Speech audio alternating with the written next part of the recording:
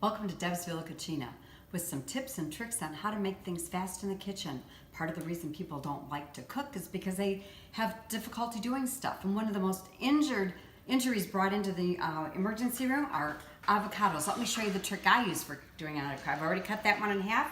You simply tick it with a knife and there goes the plate. No more digging or anything else. Here's garlic. One of my favorite ways to do it is just pound it and whoops, I'll try another one. And look at that, the skin comes right off. So easy, and then you're able to chop it. Eggs, another thing. How often do you get an eggshell in there? And then you start picking and digging, and it's so hard to get.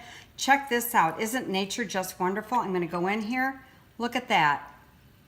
The eggs go right into the little chips go right into the eggshell. Awesome. And if you're gonna do ginger and ginger tea or need ginger, want it peeled, I've tried everything. I've tried knives and everything. I found out that if I just do this with a spoon, I can peel that skin off the ginger. Those are Deb's healthy kitchen tips.